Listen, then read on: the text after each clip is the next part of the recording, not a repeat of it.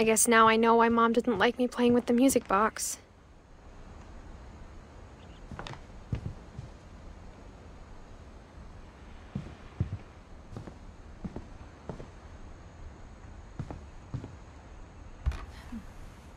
Barbara was a child star for 2 years, until America grew out of it.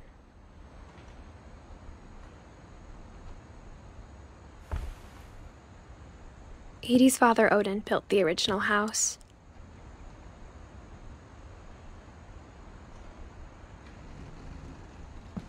It's funny.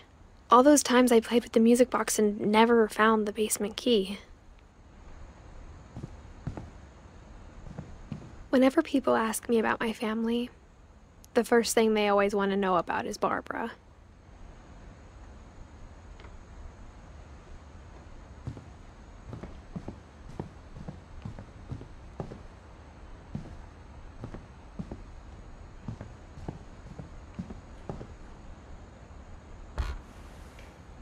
Molly always seemed like a girl I could imagine being friends with, if she hadn't died in 1947.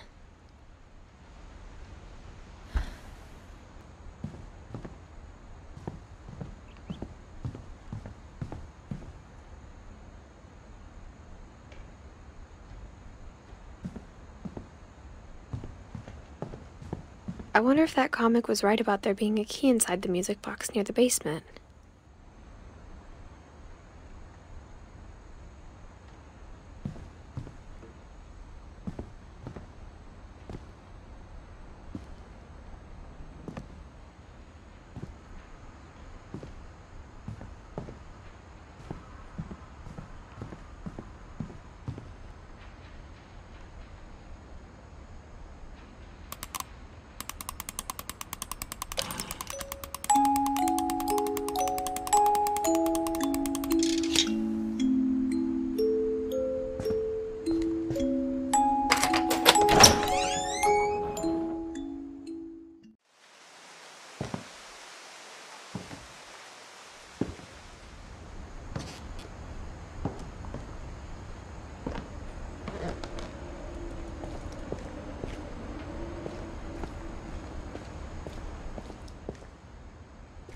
Mom said the basement was off limits, unless I wanted another tetanus shot.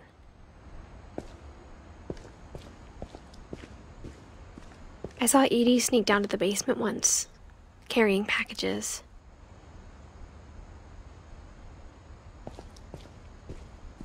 I thought maybe she was hiding presents.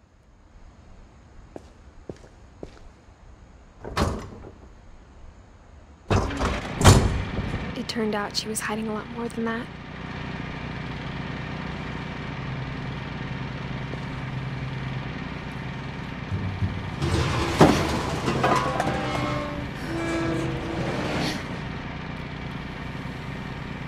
I remember asking Mom once about where Walter had gone. She said after Barbara died, he got as far away as he could.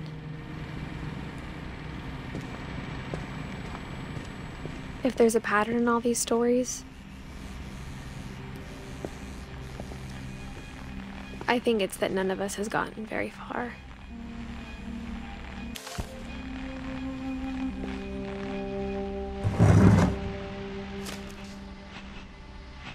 Goodbye, everyone. I can't believe I've been down here for 30 years. On that first day, after the shaking started, I didn't think I'd survive the week.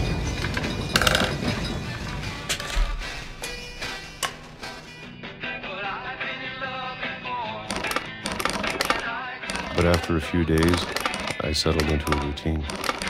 That's what kept me sane. Having a schedule, living for today. I always expected to be dead tomorrow. But if you wait long enough, you get used to anything.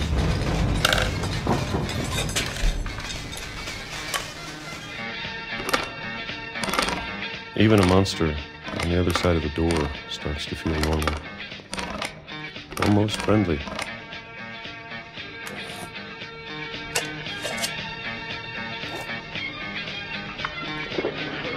And then one day, everything just stopped. Whatever that thing was, it was gone. Maybe it got tired of waiting. Or maybe I just got tired of being afraid.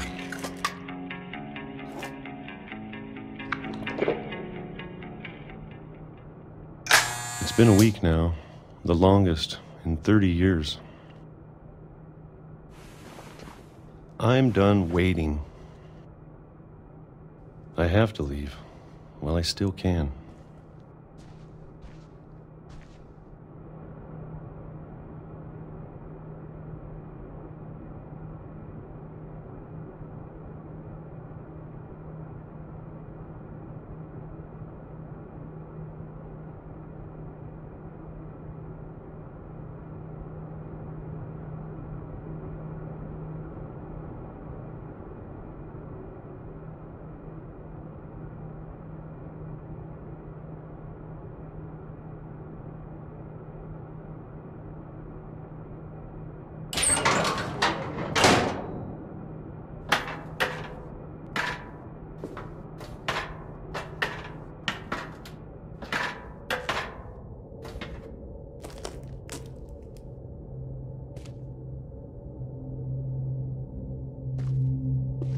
I know it's out there, somewhere.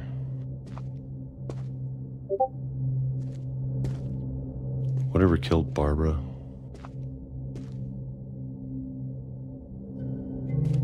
And Molly. And Calvin.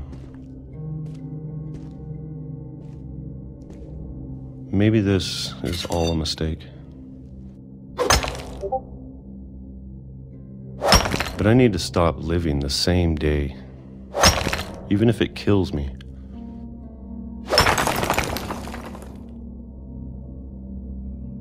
Whatever's out there, I want you to know I'm ready for it. I'm going to appreciate all of it, especially the food. I don't mind if I only have a year left,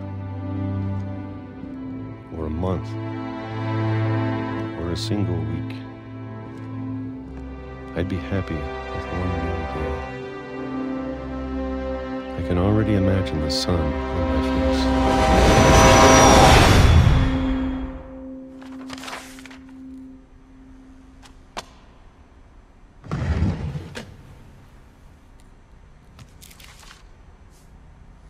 Walter died when I was 6. I can't believe my mom never told me he was down here.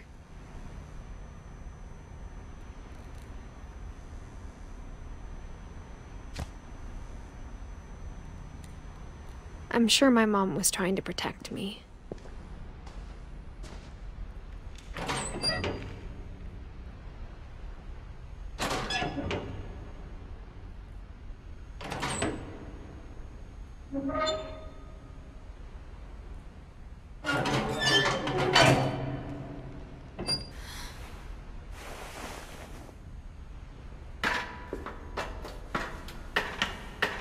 Maybe she was afraid I'd end up like Walter.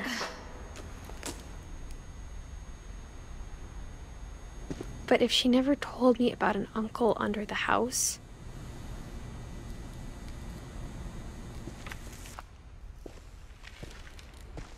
I can only imagine what else she was hiding.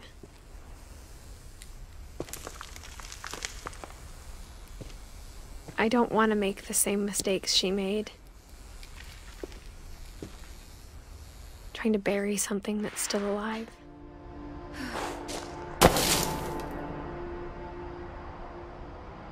Now that there's only one of us left, or maybe 2, I thought it was time I heard the stories for myself and found out what happened to everyone else. But now I'm worried the stories themselves might be the problem. Maybe we believed so much in a family curse, we made it real.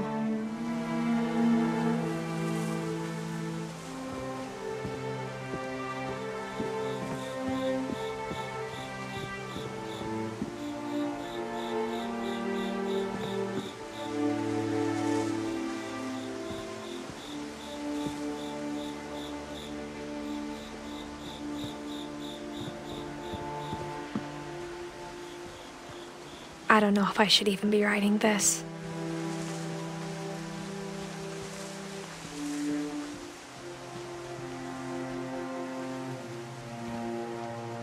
Maybe it'd be better if all this just died with me.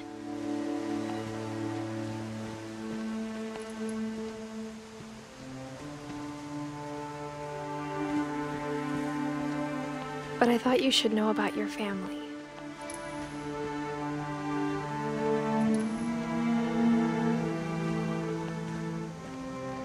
And the history you're a part of.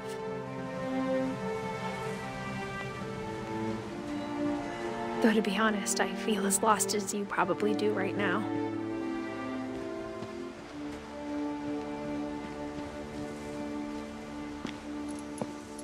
I think the people in these stories believed them, for what that's worth.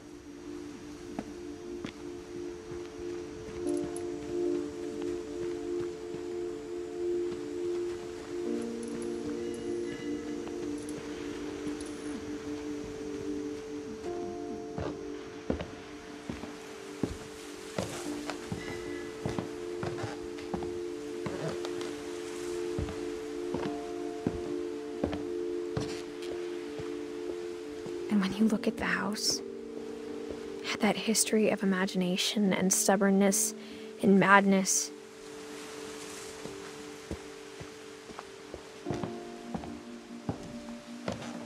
any of it seems possible.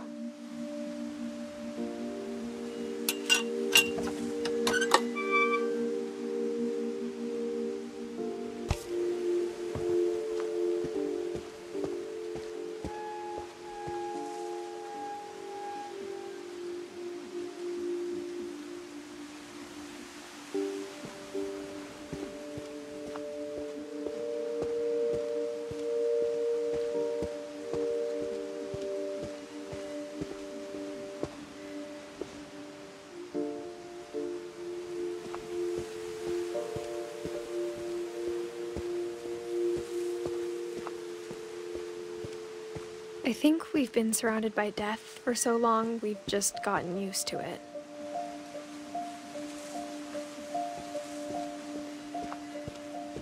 What kind of family finishes building a cemetery before starting the house?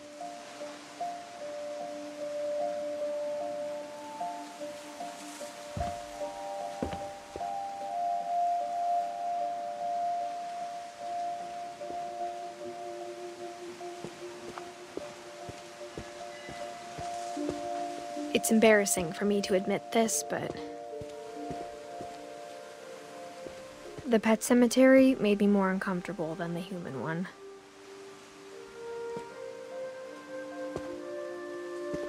Three of the gerbils were mine, and 2 had been my fault.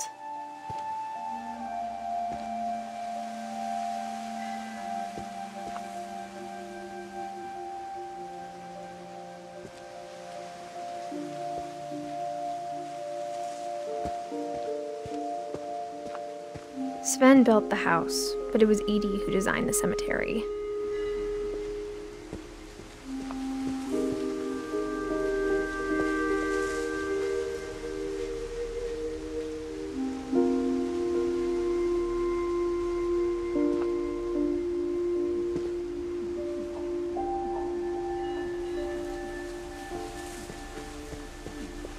I'm sure Odin's monument had been Edie's idea.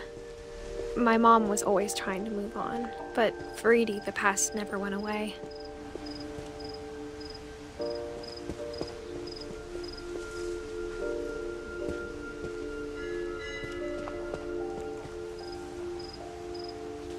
She could see it poking out of the water at low tide.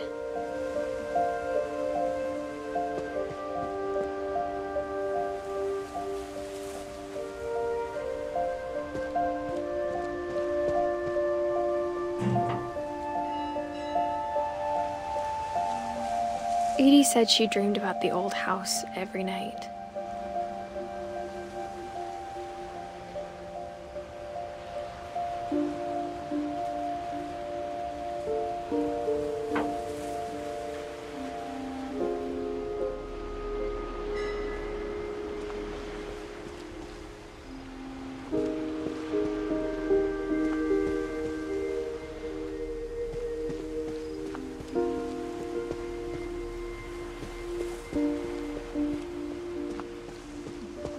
Edie's side was always easier for me to understand.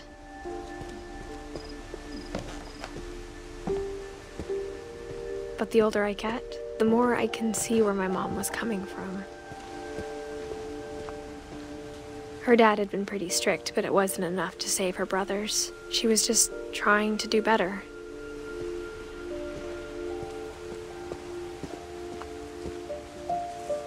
She lost 2 of her brothers, just like I did. I get why she tried so hard to protect us.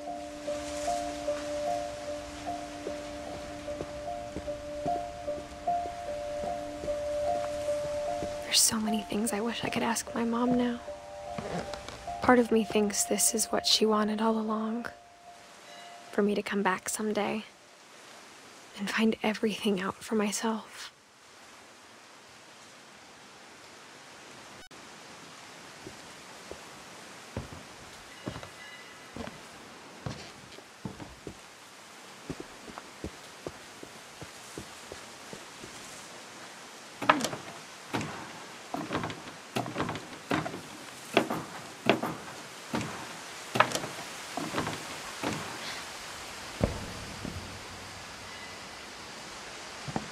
But looking back on it now,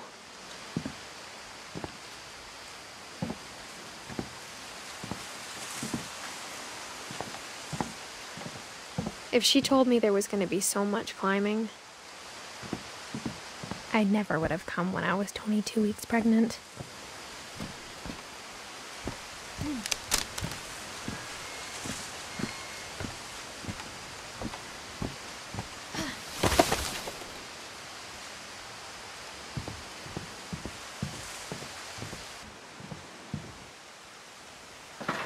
I never met Grandpa Sam, but I think he and my mom had a lot in common.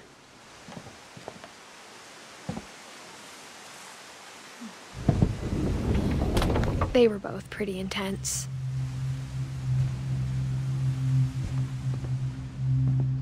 Sam spent his life shooting photos, but Mom said he got nervous being in front of the camera. I guess we're all afraid of something.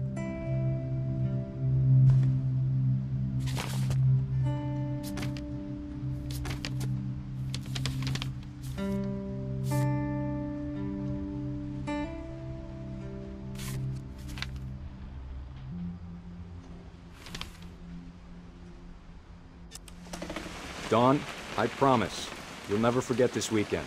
Yes, sir. These memories are gonna last a lifetime. Am I gonna have to shoot anything? It's a hunting trip, Dawn. Shooting is strongly encouraged.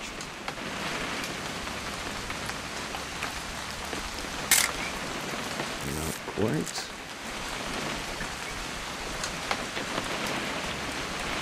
What? Perfect. It's gonna rain the whole weekend, isn't it? Please just take the damn picture. Hey, language.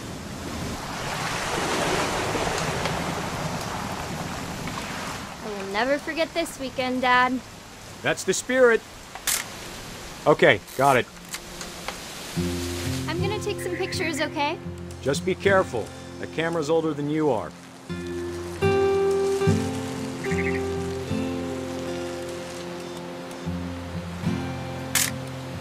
Aw. You're right, Dad. It's starting to clear up. Still freezing, though.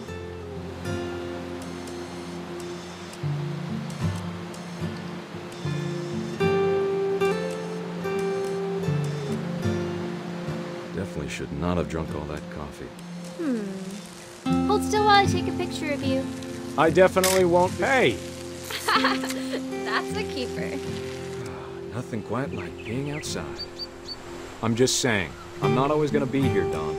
You'll need to remember this stuff, if you want to survive. I'll be fine, Dad. You know who else thought he was gonna be fine? Some guy who died. Dawn, I'm being serious. I know, Dad. You're always serious. Doesn't being out here make you want to chill out? Well, to tell you the truth, I haven't been out here in 20 years.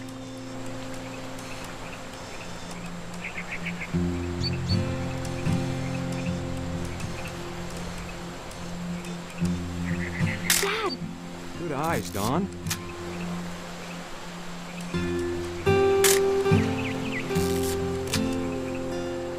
Before you take the shot, let me get a picture of it.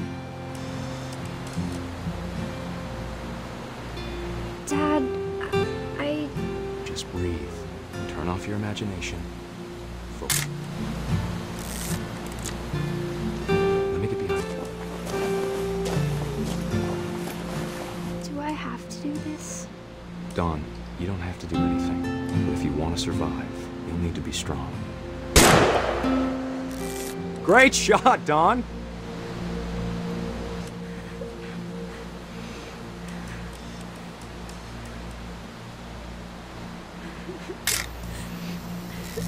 I'm proud of you, Dawn. Always remember that, okay?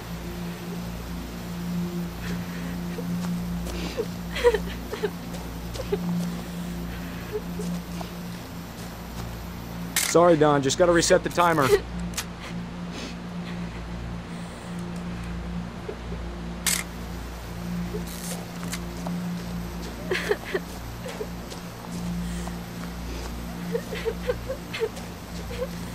Dad, it's twitching. I think That's it's totally normal, Dawn. Just focus on the camera. Try not to think about... Dad!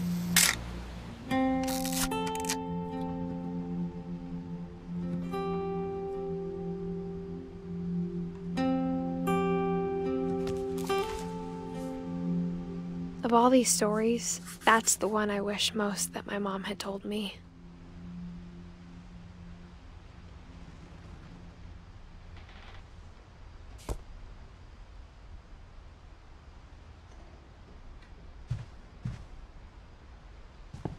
Instead of hiding from death, Sam seemed to go out of his way to meet it.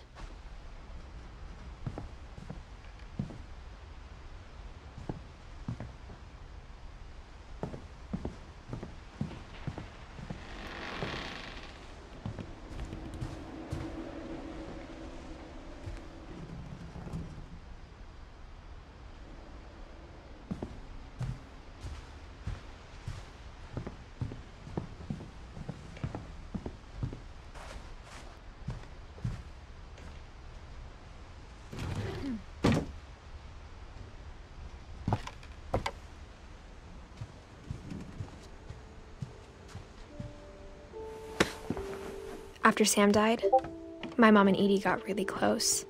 They'd both lost a lot.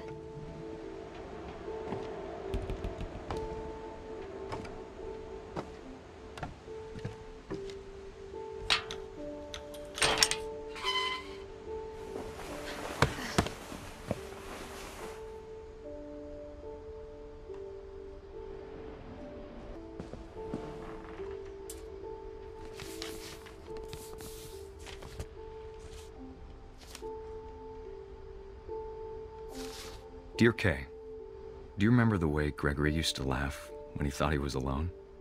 Like something funny was happening, but only he could see it.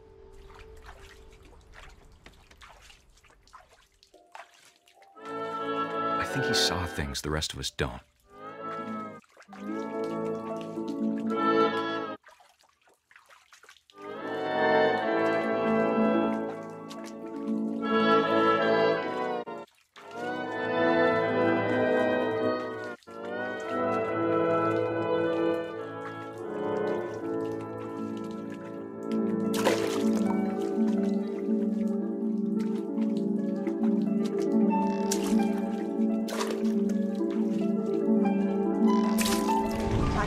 Gregory, it's time to... Hold on, sweetie. Hello? Sam, I told you I don't want to talk right now. I wonder what he saw.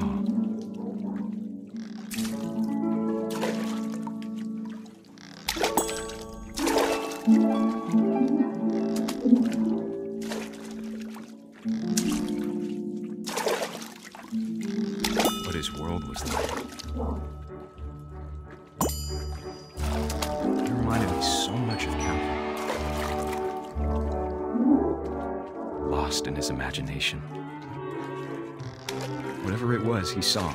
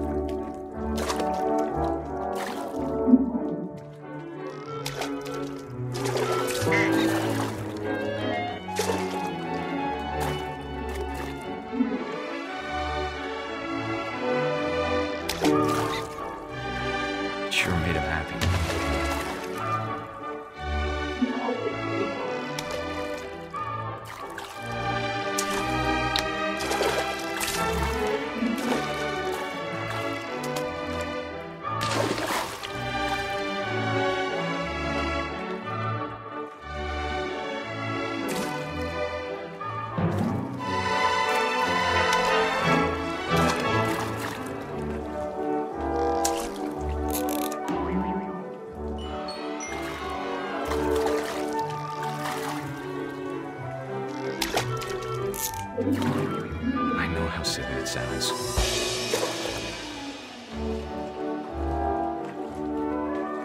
That I worried about a baby being too happy.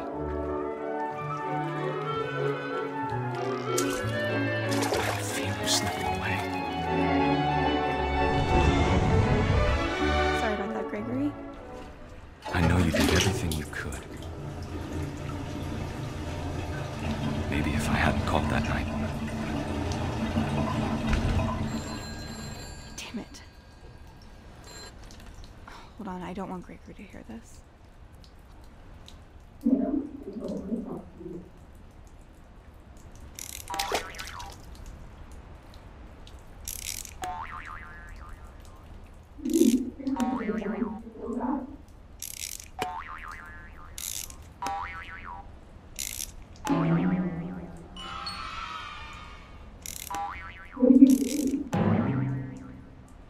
I wish he could have told us about the world he saw.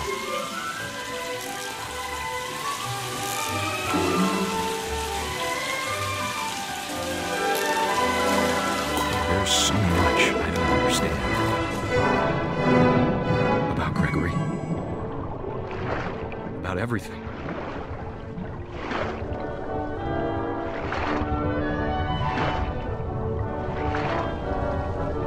But I know what happened wasn't your fault.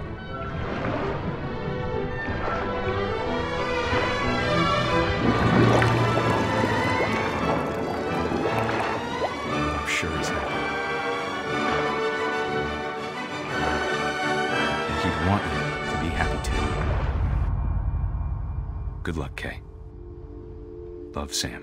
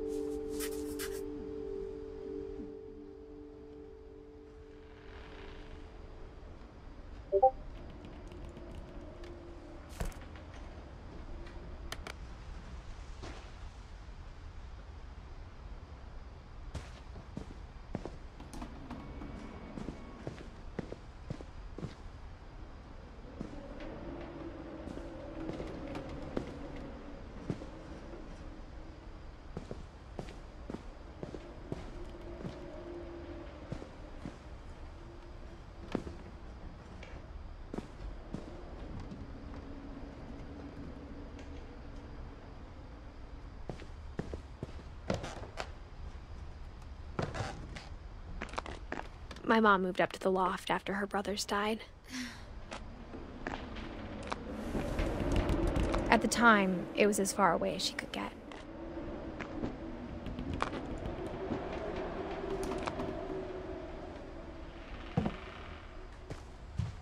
I can't imagine what it was like for her to lose 2 sons after she'd already lost 2 brothers.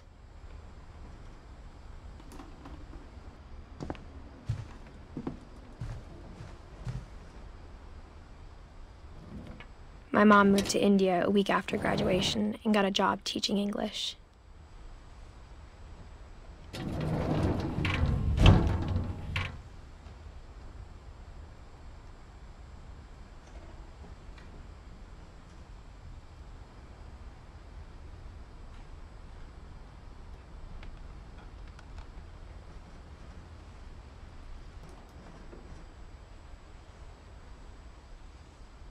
Louis was born a year later.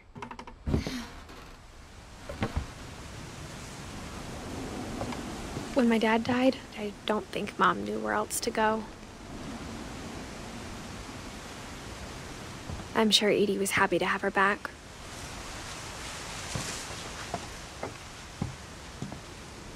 The house had to get a little bigger, but Edie was used to that.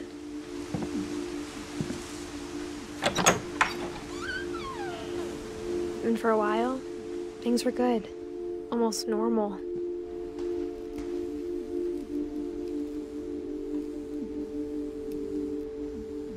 But it didn't last.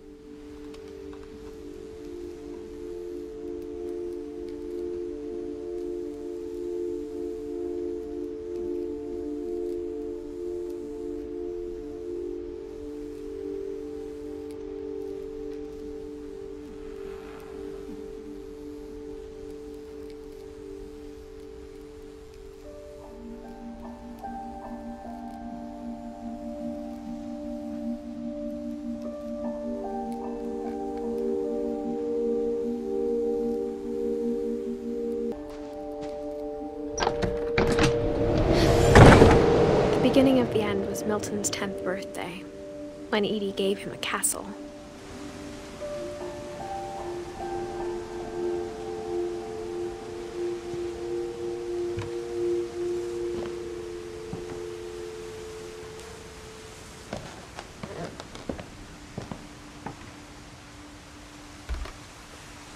After Milton disappeared, the only thing he left behind was a room full of paintings.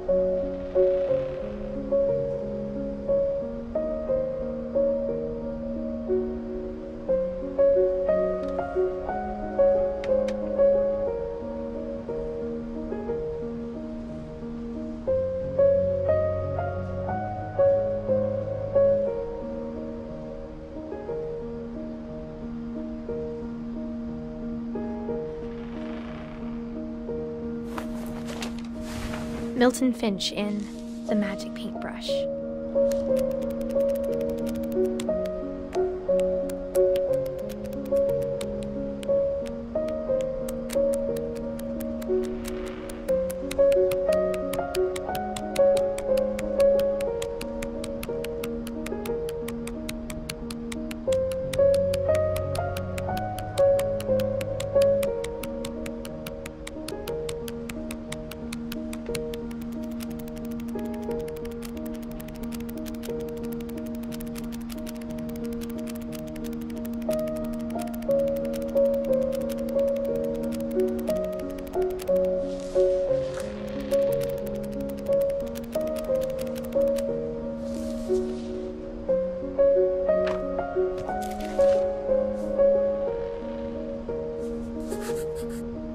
I was 4 when Milton disappeared.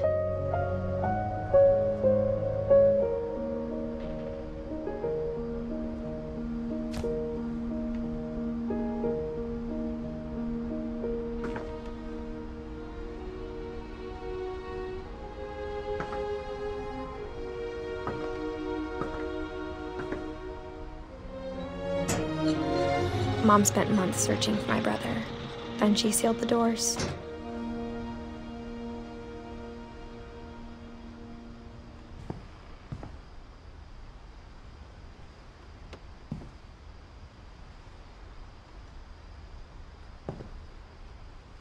Whatever Milton had found in the house, Mom didn't want it getting out.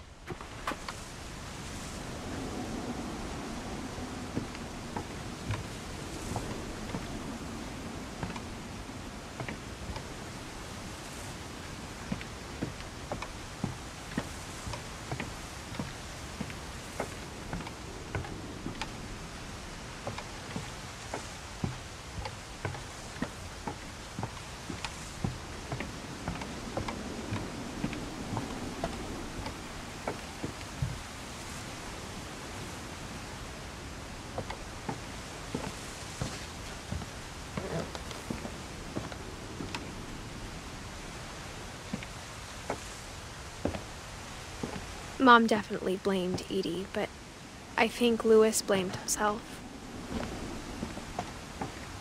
After he graduated, he just spent more and more time in his room, until Mom got him a job at the cannery.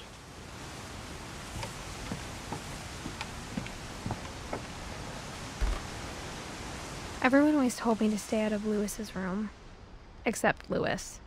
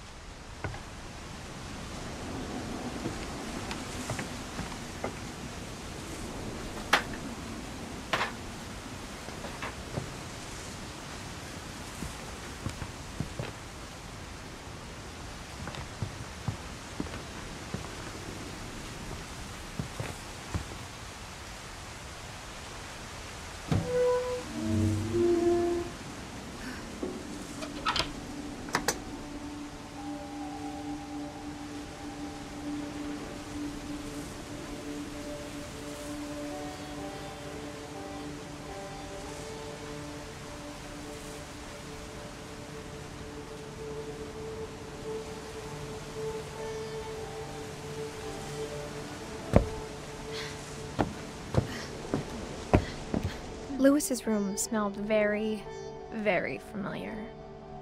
That part of him lived on.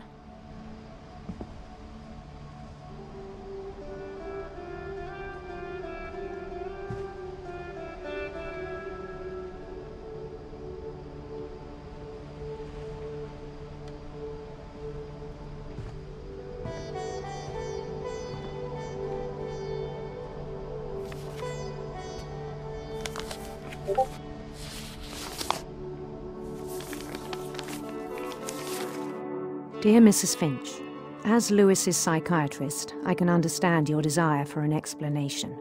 As I see it, the trouble began in January, shortly after we convinced your son to seek treatment for substance abuse. Newly sober, I believe Louis first noticed the monotony of his daily life.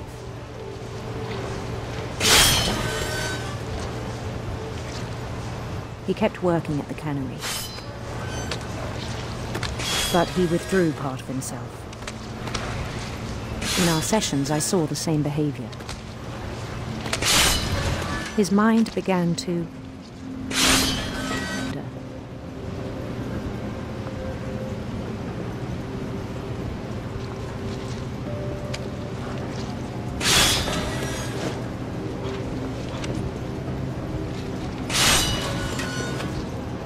I asked him to describe it.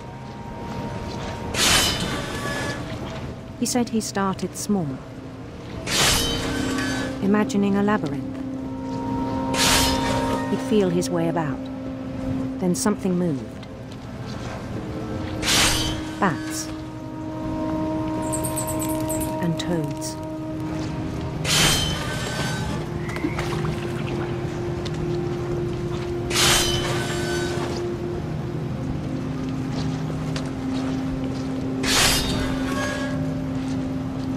Things that have not names. He knew it was all in his head.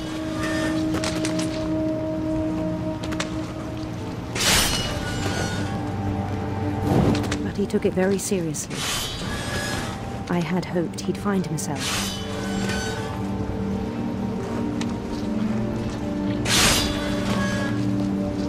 But he found something more.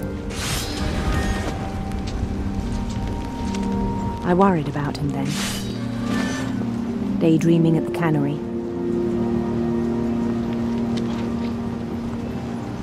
I spoke with his boss, but he said Louis had become a model employee, methodical, tireless, focused.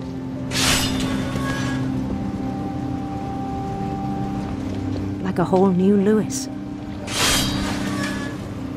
So I let him go on.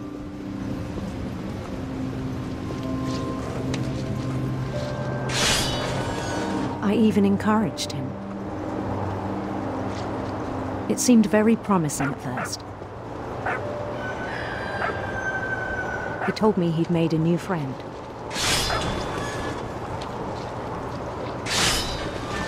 On the edge of a city he named Louis Topia. He built the city up slowly, brick by brick. Then he made musicians.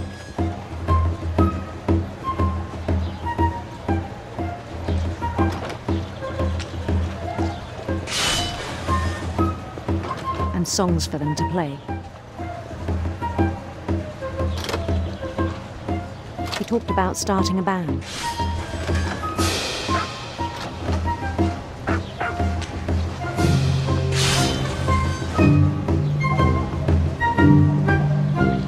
And he was always humming something. Every day his imagination grew stronger.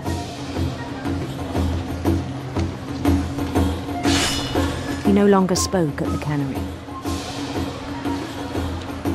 but his chopping was as reliable as ever. Then one day it struck him that all the cheering crowds, even the stones under his feet, were all in his imagination, so he could do whatever he wished.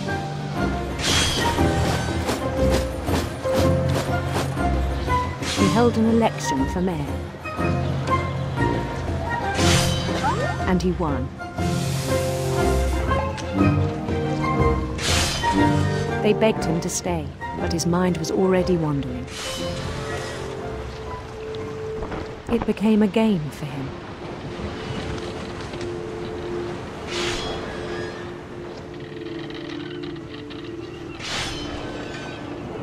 He'd conquer a city, then immediately push on.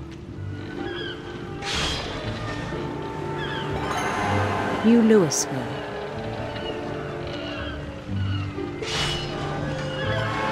St. Louis. He started drifting away from our reality.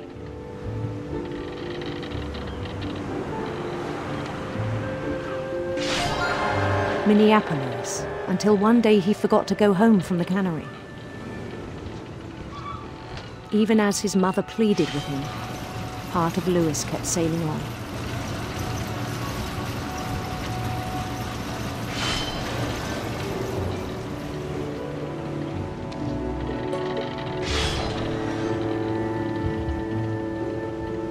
In Louisburg, he heard rumors of a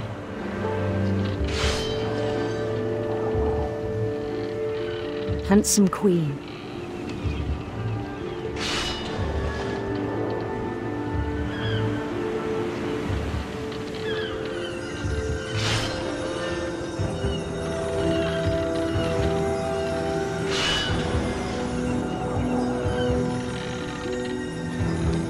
The queen was on her own quest for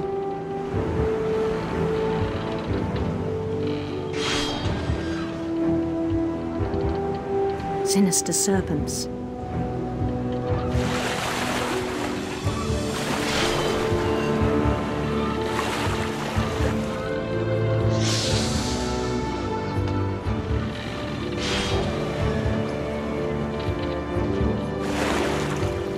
He followed the sound of her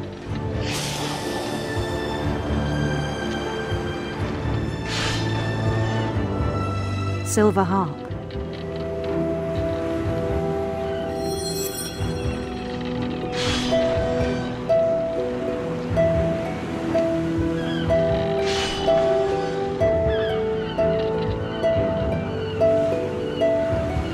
His chase led him to a golden palace east of the sun and west of the moon. Even then, his logic remained sound.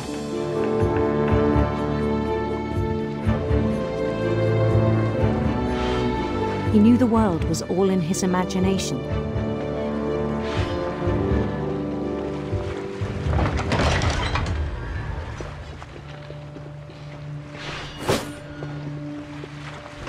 But he was so proud of having created it.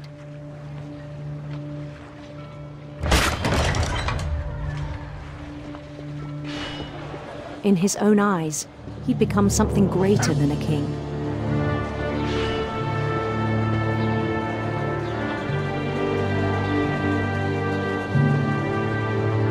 For someone who'd never known success in the real world, I think it was overwhelming.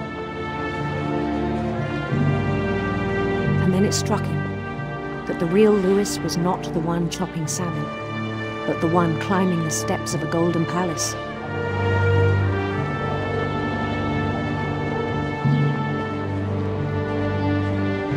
My imagination is as real as my body, he told me. It was hard to argue with him.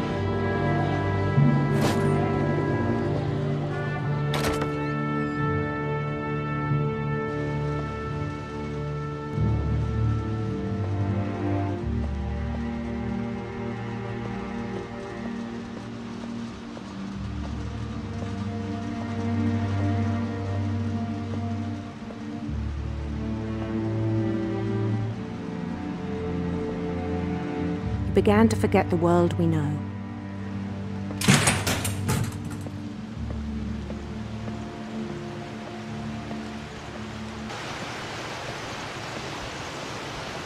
He began to despise the man with a royal contempt.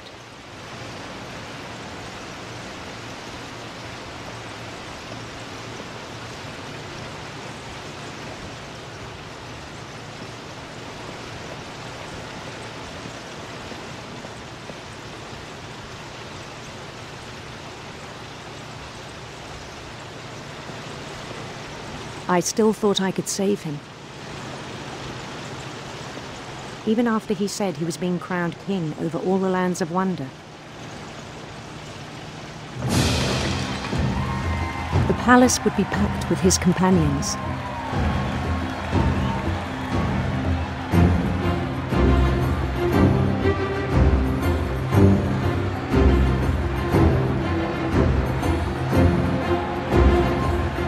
Including the wise Calico who'd insisted on advising me.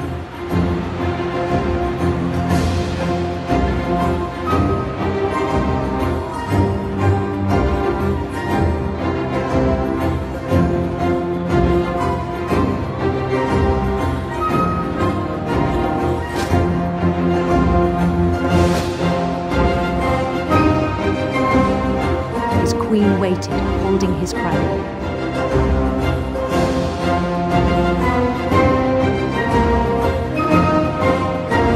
There was only one thing left to do.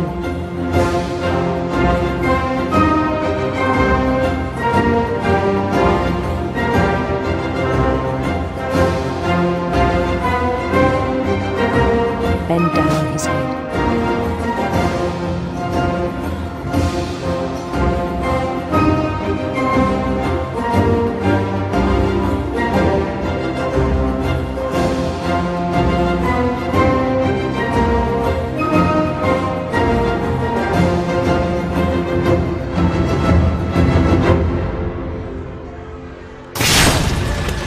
I think you know.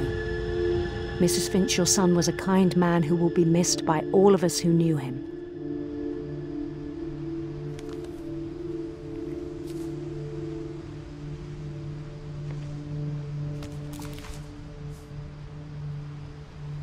My brother was really cool.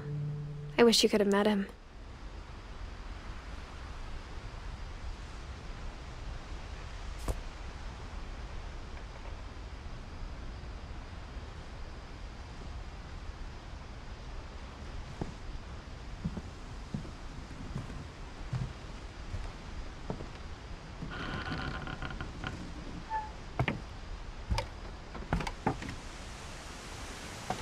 On the way back from Lewis's funeral, my mom told me to start packing.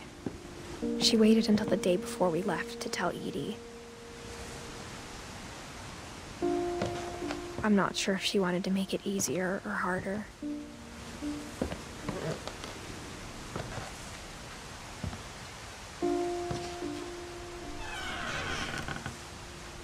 I wish we'd stayed.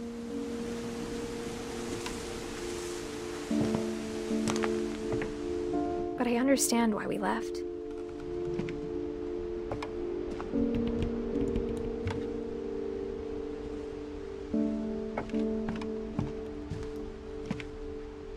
My mom ended up leaving everything behind.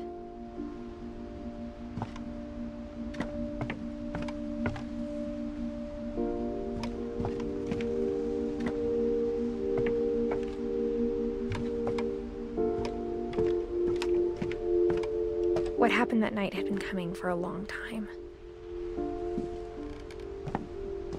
Maybe it should have come sooner.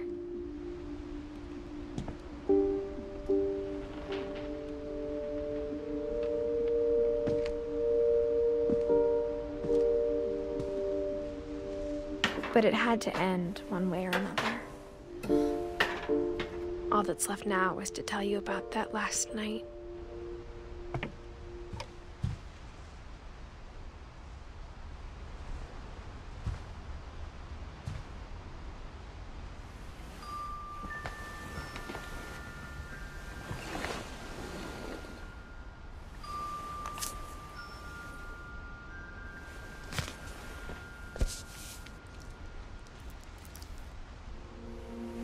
That whole last day, Edie just watched us pack and didn't say a word. Until supper, when she raised her glass and said, "To our final night together, and all our final nights apart." Grandma, you know what I said about alcohol. Some of your medications are very Edith, specific. I left a present for you in the hallway. Why don't you go open it? The grown-ups have to argue now. I'm sorry, you're right. We're all leaving tomorrow. Let's just enjoy our last... I'm not leaving. Edith, you're excused.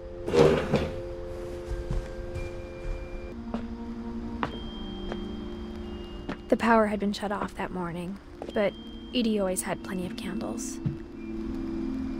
When my mom sealed the library, I don't think she knew about the other entrance. Or that Edie had a key to it.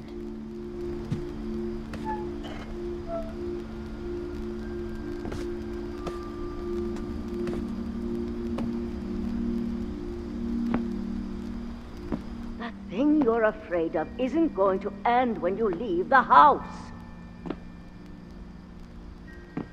Edith has a right to know these stories. My children are dead because of your stories! I think it's best if Edith and I leave tonight.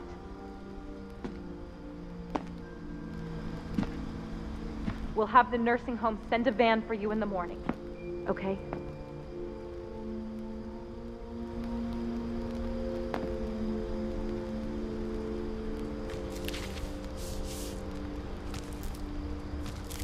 Dear Edith, there's so many stories I wish I could tell you, but there's only time for one. This is about what happened on the night you were born. That night, the tide went way, way out.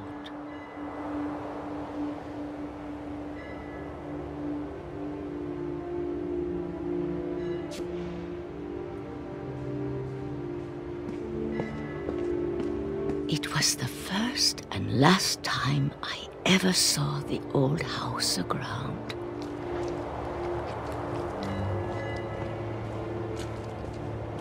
There'd been an earthquake out in the middle of the ocean. They called it the lowest tide in 1,000 years. God, it smelled awful. You know, I've seen that house every day of my life.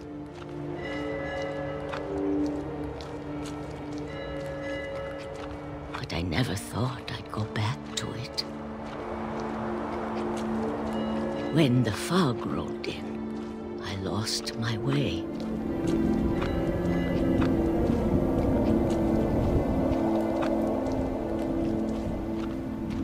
I got turned around.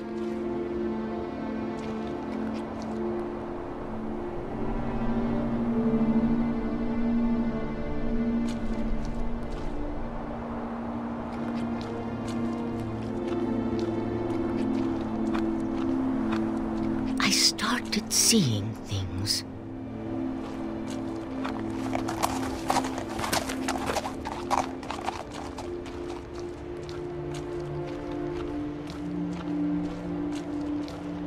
Things I'd forgotten had ever existed.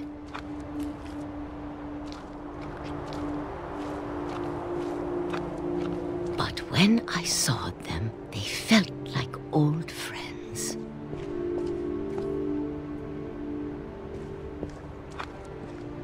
That night, a lot of things came back to me. Or maybe I came back to them.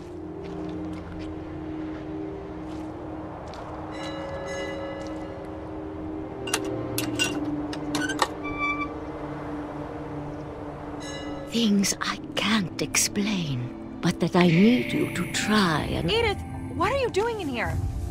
It's mine! Edith! Mom, you're gonna rip it! Let go! I kicked and screamed, but Mom dragged me to the car. I never saw Great-Grandma Edie again. The next morning, the van came to pick her up, but she was already gone. After that, we moved around a lot.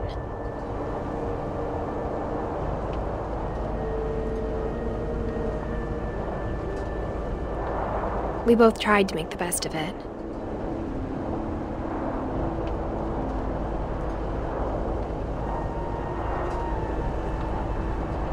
A few years went by.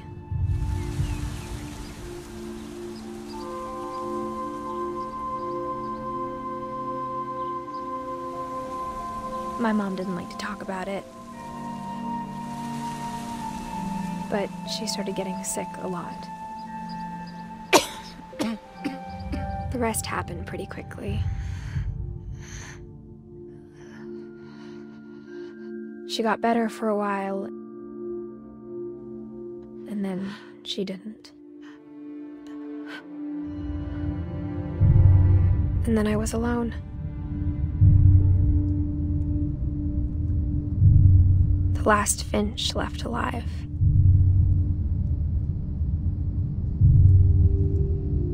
Until I found out about you. I'm still not sure what to tell you about all this.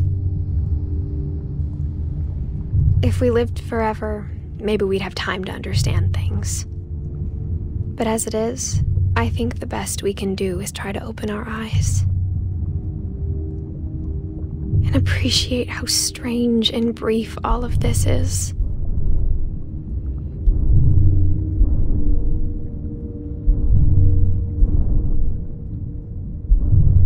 This journal was supposed to be for you.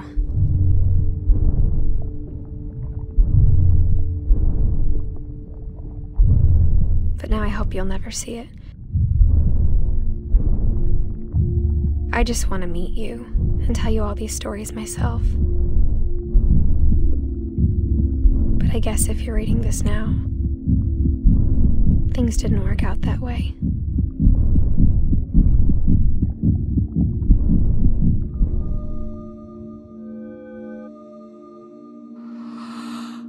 This is where your story begins. I'm sorry I won't be there to see it. It's a lot to ask, but I don't want you to be sad that I'm gone. I want you to be amazed that any of us ever had a chance to be here at all. Good luck.